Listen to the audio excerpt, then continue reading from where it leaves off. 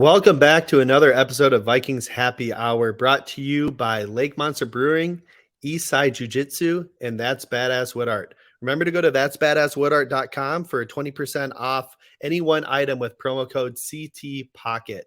If you take a look at my background just over my head here, I got my own wood art, custom wood art of Randy Moss. It's hanging out here in the living room. I love to see it. So, Dude, it looks so sick. Dude, I need to get one. Yeah, it's really awesome, actually. Yeah, Louis does a great job. So definitely go check it out. You won't be disappointed. How we doing, Miles? Good, man. It's been a while. You've been kind of out of pocket. Obviously, post-draft, I feel like everybody's been busy heading into the summer. So good to have you back.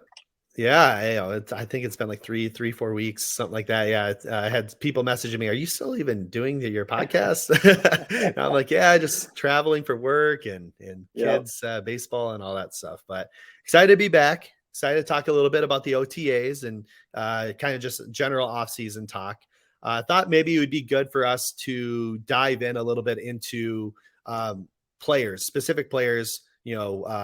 More specifically, which players have something to prove? What do they, who needs to kind of show up and show out this year in training camp to be able to make the roster, or to show, I guess, extra what they have to make sure that we make the right decisions in starting them.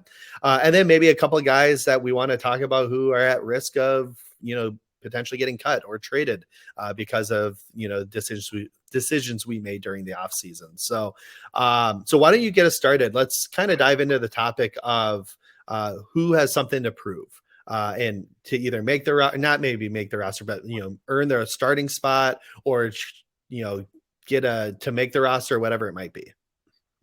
Yeah, well, so the Vikings kind of have a few guys coming out of that 2020 draft, the JJ draft, where they're all in contract years. You got KJ Osborne, Ezra Cleveland, Troy Dye, like all of these guys outside of Justin Jefferson, who's probably going to get paid a lot of money this summer.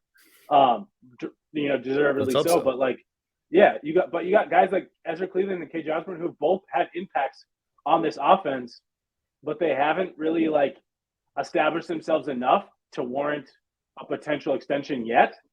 And I think those are guys heading into training camp and into the regular season that could really fortify those long-term solutions for themselves, whether it's here or elsewhere.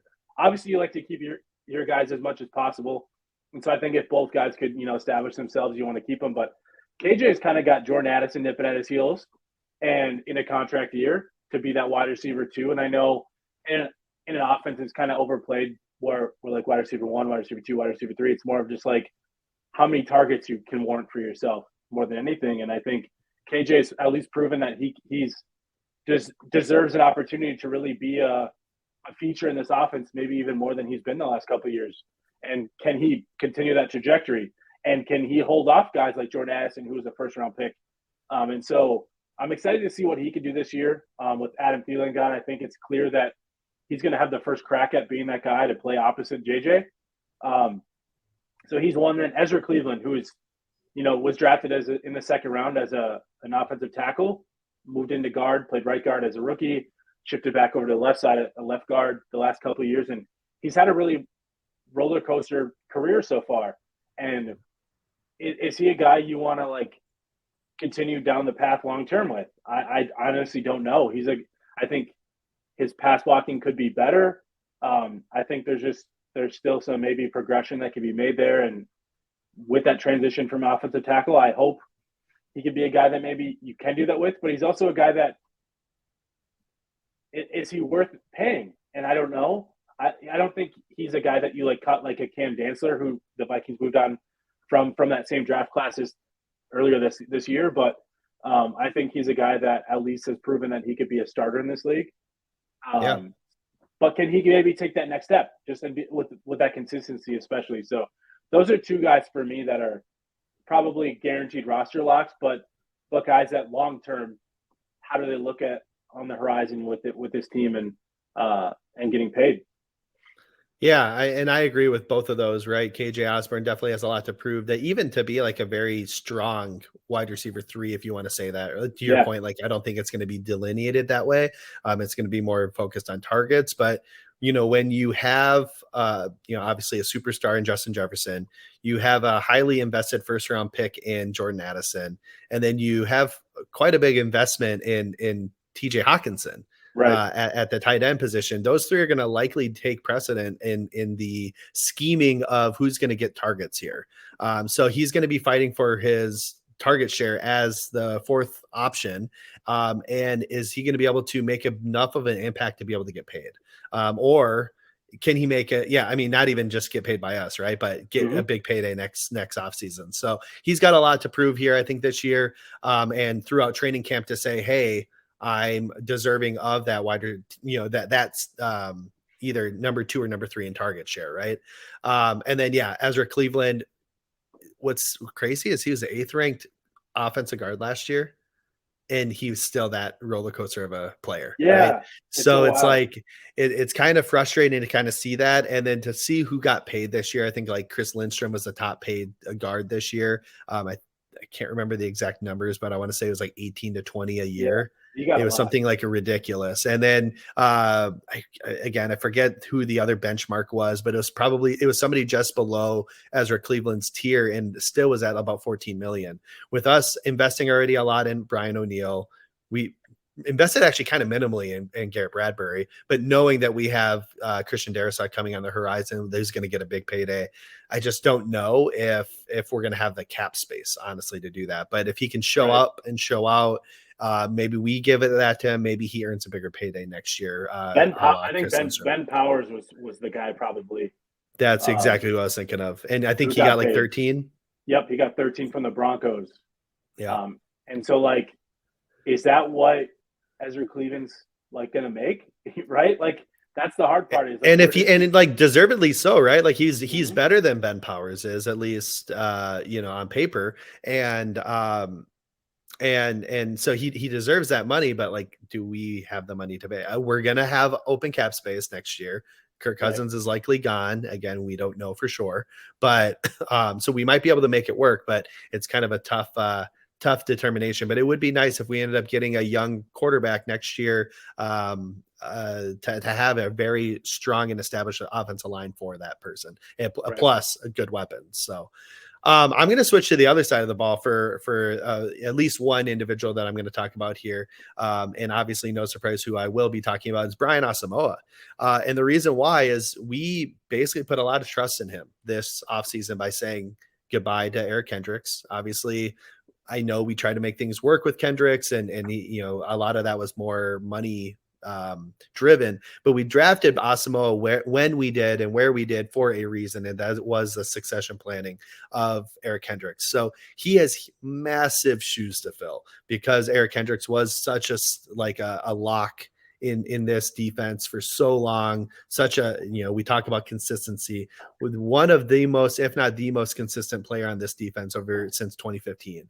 So having a massive hole, not in production, because it's not like Eric Kendricks was like all-star these last 2 years or whatnot, but still a presence. Presence is a big thing in football, I think. And Asamoah has got to bring that energy, bring that leadership. You kind of saw that in flashes last year in the opportunities he was given, but now you had no expectations last year, even from me, his biggest fan of this fan base of him. I had expectations, I think, of maybe getting starting reps mid to late year. So I didn't expect much from him last year. But now probably more for a guy like Jordan Hicks too, right? Not even Eric Kendricks. You thought maybe he could take over Jordan Hicks. That's what I meant. Yeah, for sure. Yeah. So it's like, so now you have such elevated expectations of how well you're going to produce based on the minimal reps we did see where he played really well. I think he graded out like as a 90 overall PFF rating in his limited starting snaps. So like, he's got big shoes to expectations that he's got to live up to. And that starts in training camp by starting off strong and setting the tone right away. And then the other player I wanted to talk about, and again, this is kind of not so much the expectation of him stepping in and being an all-star right away, like we're thinking of with Asamoah, but is Andrew Booth. Can you stay healthy? You have a lot to prove just from a health perspective through OTAs and training camp. Can you come in run these off-season programs, stay healthy throughout them, and be ready for week 1. And whether you're a starter, hopefully you are because you're drafted in the second round to essentially be a starter for this team, or you're working your way into the starting lineup and a rotational guy. I need you to show, it's a big showing here of, can you be healthy for one full off season and give us a little bit of hope that you can stay healthy early on in this season and hopefully produce at a second round graded player, right? Yeah. So I'm excited to see that. I was very excited about that draft pick. I said it multiple times throughout that draft process that, hey, if Andrew Booth's there at, what were we picking, 14? I think it was 14 initially. I would take him at 14 because his skill set is that of a 14th overall pick. He was good enough to be a first round pick. The injuries and medicals were the biggest things that really dropped him into the draft. Exactly. So just get healthy, stay healthy, work with this training staff, follow what they're telling you to do, and hopefully you can, have a good, sophomore campaign here. Yeah. You know what I love about the two players you mentioned, and from like a Vikings perspective, is Brian Asamoah. The Vikings didn't retread. They didn't decide, hey, we need to have an established vet in front of these guys anymore. For both Andrew Booth and Brian Asamoah, it was we're gonna let these guys like compete and like win these, give them the first go at winning these jobs. And they didn't really bring in like true established vets to like solidify in front of them. Like you don't have a Patrick Peterson kind of making Andrew Booth kind of wait his turn. Yes, I know they have Byron Murphy, but like he's his own entity in that defense, right? He's kind of like that established one player, but from like a cornerback perspective, it's like, hey, those second and third cornerback room positions are wide open, and Andrew Booth should be that first guy to step up and try to take it. Same with Brian Asamoah. They got rid of Eric Kendricks, and they didn't bring in anybody that like is so like Troy Reader's a fine depth piece and special teams player, but they didn't bring in anybody that you're like, oh man, that guy really is going to challenge Brian Asamoah for that job. No, it's Brian Asamoah's job, and if he loses it, that's on him. It's not because of some veteran that the team and the defense, like the defensive coordinators, are like gushing about that. I got to have my veterans. They're like, no, we're going to let you guys really have a crack at these jobs. And I think that's super important for how far this defense can go, because they don't really have established long-term success with the recent draft picks on defense over the last few years. And I think it's really important to let these guys really have that trial by fire. Yep, absolutely. And then one final guy to talk about quick on just something to prove going into this year that I wanted to mention is Marcus Davenport. A lot of questions about that signing, right? Why are we bringing in a guy and paying him that much for half a sack last year, right? And obviously there's a lot more that goes into sacks and he had a lot of pressures and things like that. So, I think he's got to get rid of the stigma that we just paid a lot of money for a half a sack in 2022 player, right?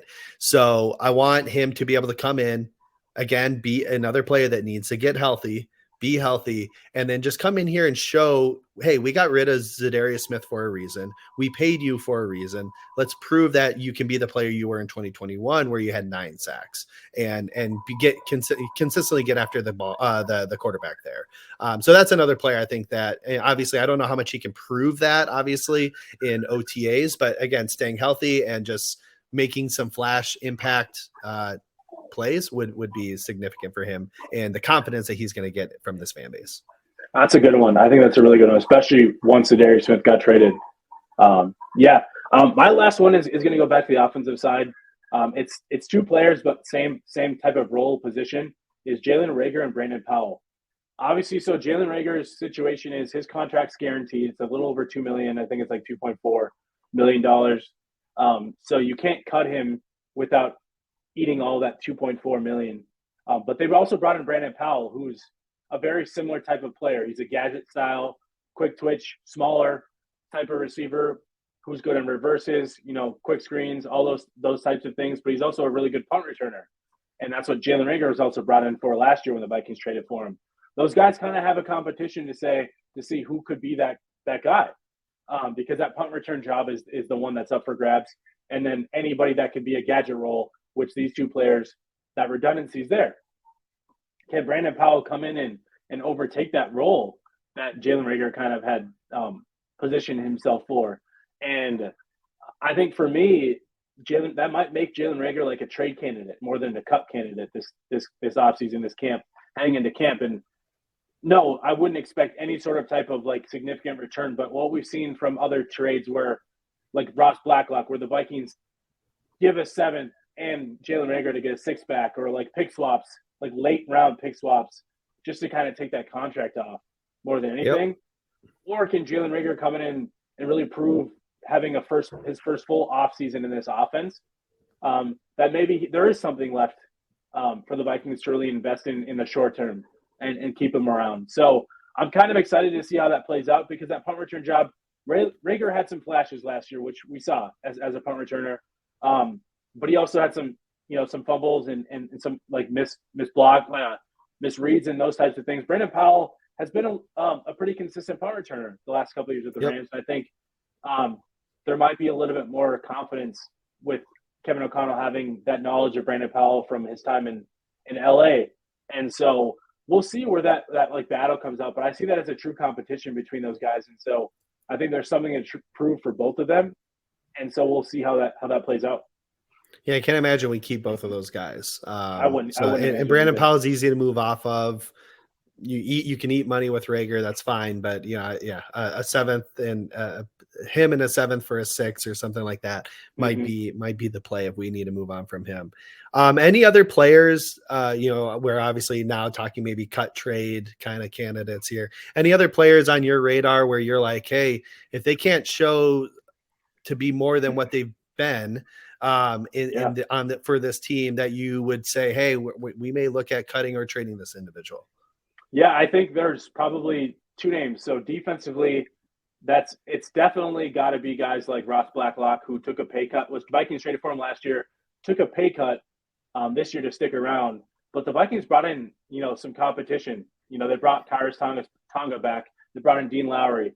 They traded up in the 5th round to get Jaquelin Roy. They have Seizi Otomo. Like, they have some. Jonathan Bullard came back as well. Like, they have these guys that could take those snaps from Ross Blacklock, who didn't really show much last year when the Vikings traded for him. And so he's the guy that's and James Lynch is still there, who again, he has flashes. He has I mean, he's not consistent, but he has flashes. And those 2 might be competing for that job, like for that depth job, Ross and Blacklock and James Lynch. So that's another good one. And then my last one would probably be where did it go? Who was I thinking of? DJ Wanham. So again, with the trade of Zadarius Smith, it's kind of tough to warrant moving off any of your edge rushers right now. But I think I wouldn't be surprised if the Vikings brought in another veteran, maybe even on the cheap, just to kind of have that depth and competition. But DJ Wanham's really, there was his first couple of years where I know there was some excitement around him. I thought he'd be a really good fit for this like 3-4 outside linebacker just because of his athleticism. But he didn't really show a lot last year, as much as you kind of would hope. Patrick Jones was kind of the guy that really stepped up, who I thought maybe he was more of a tweener in a 3-4, but he seemed to kind of fit that role a little bit better than DJ Wanham did last year. So he's a guy that I could see, like, I wouldn't call it like a surprise cut at this point, but someone who maybe you move off of because there just isn't enough there, and you'd rather bring in a veteran that could kind of bring a little bit more true competition and depth. So that's another interesting one for me. Yeah, absolutely. I don't think I have anyone really to add. The only, maybe the only person, we kind of mentioned him a little bit earlier, was like a guy like Troy Dye. Because not that we are super like stacked at linebacker, but we have established in Jordan Hicks and Brian Asamoah. You have Troy Reeder, who is brought in. There's some familiarity there, right? But then we have some young guys that we brought in throughout the offseason process here, most notably Ivan Pace Jr. And, with his ability, and I think we all on this show really, really liked Ivan Pace throughout the draft process, he could really push Troy Reeder for that spot. Now, I know they liked, or not Troy Reeder, Troy Dye, or both really, but, Troy Dye's on the last year of his contract. he's got something to prove, as you kind of had mentioned earlier in this episode. And again, I know we're kind of nitpicking here about backup players, but like literally, he's shown flashes, but he's also shown like moments of like just ugh. So if Ivan Pace come in here and really establish himself as like the go-to backup linebacker if Hicks or Asamoah need a break, or if they get hurt. So I think Troy Dye's got something to be maybe concerned about. And I don't know much about, Bo Plan or Huber or whatnot, but and even and I don't know how to say his last name, but the William Wenku. Quenku. Quenku. And yeah, that's a good one. I thought he, like, I mean, granted, we're talking preseason games, but I thought he flashed a bit in preseason games. So it's like, granted, it's against the lesser competition because he was typically going against second and third stringers, but he even made some flashes last year in preseason games. So it'll just be interesting to kind of see how that backup linebacker spot ends up getting flushed out. Definitely. And I think the other one is, I forgot to mention Luigi Villain as a competition for DJ Wanham, who actually showed out as an undrafted free agent last year. And so he could be a guy that really pushes Wanham. The other one, the last thing I want to mention is like Greg Joseph. The Vikings they brought him back. He had an up and down year last year. He hit some really big kicks, but also like missed some ones that you would expect him to make, and kind of had that up and down. They brought him back, but I don't really know anything about this Jack Podlesny, however you say his name, but he was an SEC kicker, and I think, I'm not saying he's going to take the job, but it's just something to keep an eye on. Any sort of kicking competition. This time last year, we had no idea Ryan Wright was going to come in and take that punting job, right? Maybe that's the same situation we see here with the undrafted kicker they brought in. Well, yeah, and I love that they're doing that, right? I mean, even last year we tried to do this as well with Gabe Burkich from Oklahoma, and obviously he didn't kick very well. But you bring in that competition, it pushes Greg Joseph to be better, and if he's not, you have somebody who's going to come through and win, and that's what Ryan Wright did. He knocked out a very established vet, and he played extremely well, and maybe this Podlesny or whatever can do the same. So well, very good. No, great content here, Miles, as always. I appreciate you jumping on with me to kind of talk through some of these talking points here. As always, everyone, make sure you're liking and subscribing to this to our channel to keep receiving this great content. We're going to have a lot more coming out over the next few weeks as things start to pick up a little bit now that we have OTAs kind of kicked off, and more off-season activities are happening. We're going to see a bit more content for us to talk about. So make sure you like and subscribe, and check in with us next time. Thanks for listening.